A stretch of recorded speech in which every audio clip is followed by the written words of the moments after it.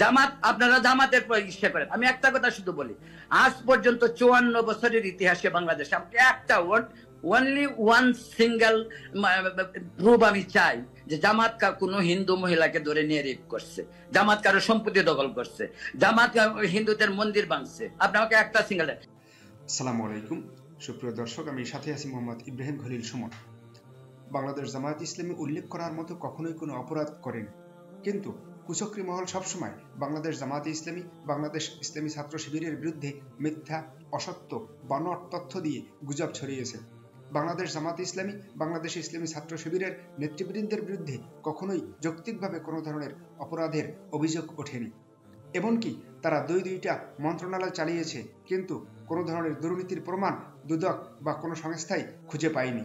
বাংলাদেশ জামায়াত ইসলামী এবং বাংলাদেশ ছাত্র শিবিরের নেতৃবৃন্দ যে কোনো ধরনের দুর্নীতির সাথে জড়িত হয় না, সে বিষয়ে অত্যন্ত স্পষ্টভাবে দৃঢ়তার সাথে কথা বলেছেন বাংলাদেশেরই একজন প্রবাসী হিন্দু নেতা। তার মুখ থেকেই শুনে নিন জামায়াত ইসলামী সম্পর্কে হিন্দু সম্প্রদায় তথা তার মূল্যায়ন। জামাত, আপনারা জামাতের ইচ্ছে করেন। আমি একটা কথা শুধু বলি, আজ পর্যন্ত 54 বছরের ইতিহাসে বাংলাদেশে আমাকে একটা অনলি ওয়ান সিঙ্গেল প্রুফ আমি চাই যে জামাত কোনো হিন্দু মহিলাকে ধরে নিয়ে রেপ করছে, জামাত কারো সম্পত্তি দখল করছে, জামাত হিন্দুদের মন্দির ভাঙছে। আপনি আমাকে একটা সিঙ্গেল। এগুলি করছে কেন?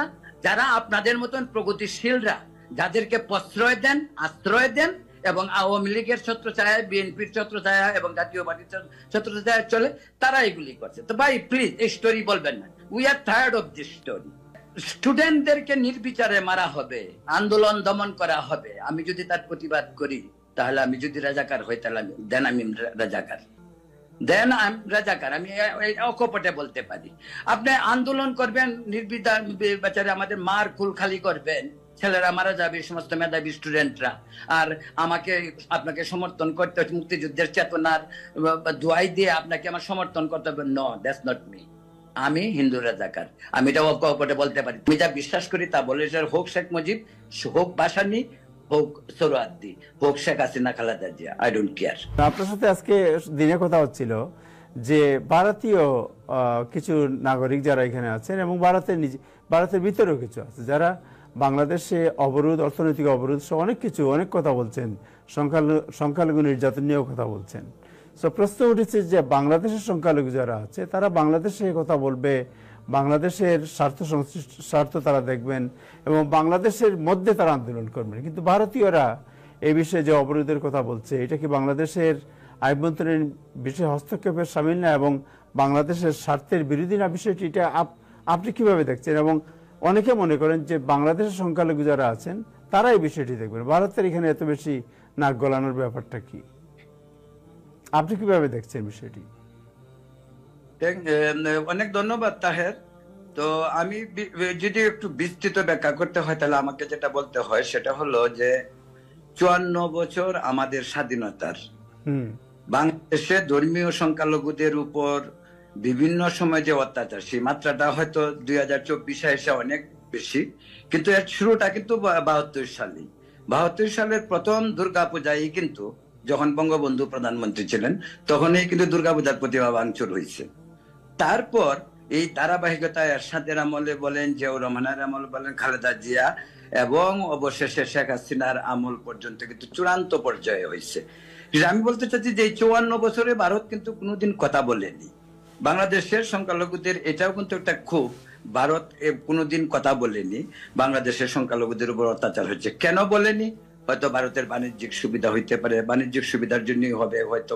আমার কাছে এটাই মনে হয় যে ভারত বাণিজ্য করবে, এটাই তাদের ইস্যু। হিন্দুদের এই 2 কোটি হিন্দুর কি হচ্ছে না হচ্ছে এটা নিয়ে ভারতের এত মাথা ব্যথা ছিল না, কিন্তু এখন হঠাৎ মাথা ব্যথা কেন? সেটা হলো অ্যাকচুয়ালি কি প্রশ্ন আমি মনে করি।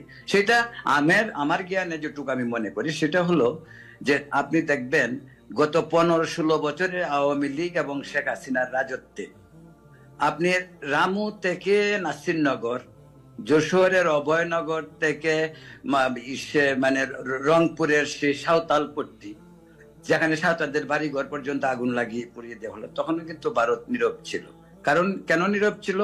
ভারত সবচেয়ে বেশি নিরাপত্তা মনে করছে শেখ হাসিনার রাজত্বে, সেটা হলো যে তাদের 7 সিস্টার সেভেন সিস্টার তাদের নিরাপদ আছে কিনা সেটা তাদের লক্ষ্য। বাংলাদেশের 2 কোটি হিন্দু নিরাপদ আছে কিনা সেটা কিন্তু ভারত কখনোই চিন্তা করেনি। তখন তারা চিন্তা করছে তাদের 7 সিস্টার যারা আমাদের আশেপাশে এবং তাদের ব্যবসা বাণিজ্য দুটো এখানে ফ্যাক্টর, এবং তাদের সঙ্গে চুক্তি হয়েছিল অনুপ চেটিয়াকে ফেরত দিতে হলো, পরেশ বড়ুয়াকে ফেরত দিতে হলো, বাংলাদেশ থেকে ভারত থেকে বঙ্গবন্ধুর খুনি একজনকে ফেরত আনলো, এই সমস্ত। কিন্তু কখনোই কিন্তু সংখ্যালঘুদের উপর অত্যাচারের বিষয়টি ভারত সরকার কখনোই তেমন ভাবে কিছু বলেনি, অ্যাকচুয়ালি বলেই নেই। আপনারা বলবেন মুক্তিযুদ্ধের পক্ষ, আপনারা বলবেন প্রগতিশীল, আর আপনারা অন্য সমাজের জিনিসগুলি যখন দেখবেন তখন এগুলিকে আপনি পাশ কাটিয়ে যাবেন এবং এগুলিকে পেঁচাবেন, দড়ি পেঁচাবেন। আপনারা শুনেন, এই দড়ি পেঁচানোর দিন শেষ হয়ে গেছে। নো ভাই, দড়ি পেঁচানোর দিন শেষ হয়ে গেছে। আপনাদের দড়ি পেঁচানো আর কাজ হবে না। শেখ হাসিনা বাংলাদেশের শত শত মানুষকে হত্যা করছে, শেখ হাসিনার বিচার হতে হবে। খালেদা জিয়ার আমলে হয়েছে, এরশাদের আমলে হয়েছে, আমরা দেখছি নুর হোসেনকে হত্যা করা হয়েছে। আমরা এগুলির বিচার চাই। জামাত, আপনারা জামাতের ইচ্ছে করেন। আমি একটা কথা শুধু বলি, আজ পর্যন্ত 54 বছরের ইতিহাসে বাংলাদেশে আমাকে একটা অনলি ওয়ান সিঙ্গেল প্রুফ আমি চাই যে জামাত কোনো হিন্দু মহিলাকে ধরে নিয়ে রেপ করছে, জামাত কারো সম্পত্তি দখল করছে, জামাত হিন্দুদের মন্দির ভাঙছে। আপনাকে একটা সিঙ্গেল, এগুলি করছে কেন? যারা আপনাদের মতন প্রগতিশীলরা যাদেরকে প্রশ্রয় দেন, আশ্রয় দেন এবং আওয়ামী লীগের ছত্রছায়া, বিএনপির ছত্রছায়া এবং জাতীয় পার্টির ছত্রছায়া চলে, তারা এগুলি করছে। তো ভাই প্লিজ এই স্টোরি বলবেন না। We are tired of this story. মানে কাহিনী বললে কোনো লাভ নাই। আপনাদের বুদ্ধিজীবীদের কাহিনী কেউ শুনে না। বুদ্ধিজীবীদের কাহিনী যদি শুনতে হইতো আজকে আমাদের 5 আগস্টে বিপ্লব হইতো না। বুদ্ধিজীবীদের কাহিনী শুনলে 71-এ আমাদের দেশ স্বাধীন হইতো না। উনাদেরকে যদি বলেন, বলবে রতন তালুকদার রাজাকার। কিন্তু আপনি আশ্চর্যের বিষয়, এই 4 আগস্টে ডাইভার্সিটি প্লাজায় আমি বক্তৃতা দিয়ে আমি নিজে বলছি যে আমি রাজাকার। আমি যদি আমাকে বলে কি হিন্দু রাজাকার, ইয়েস আই এম হিন্দু রাজাকার। কেন? আমি ওইখানে কিন্তু এক্সপ্লেনও করছি। স্টুডেন্টদেরকে নির্বিচারে মারা হবে, আন্দোলন দমন করা হবে, আমি যদি তার প্রতিবাদ করি তাহলে আমি যদি রাজাকার হই তাহলে দেন আমি রাজাকার, দেন আমি রাজাকার। আমি অকপটে বলতে পারি। আপনি আন্দোলন করবেন নির্বিচারে, আমাদের মার কুল খালি করবেন, ছেলেরা মারা যাবে, সমস্ত মেধাবী স্টুডেন্টরা, আর আপনাকে সমর্থন করতে হবে মুক্তিযুদ্ধের চেতনার দোয়াই দিয়ে আপনাকে আমার সমর্থন করতে হবে। No, that's not me. আমি হিন্দু রাজাকার। আমি এটা অকপটে বলতে পারি। সবকিছুর একটা সীমা আছে, অত সীমা লঙ্ঘন করলে হয় না। তো সহ্যের তো ভাত ভাঙ্গার মানে একটা সীমা থাকা দরকার। সুপ্রিয় দর্শক, আমার এই ভিডিওর বিষয়ে আপনাদের যদি কোনো মন্তব্য থাকে, আপনারা মন্তব্য করুন, আলোচনা করুন, সমালোচনা করুন।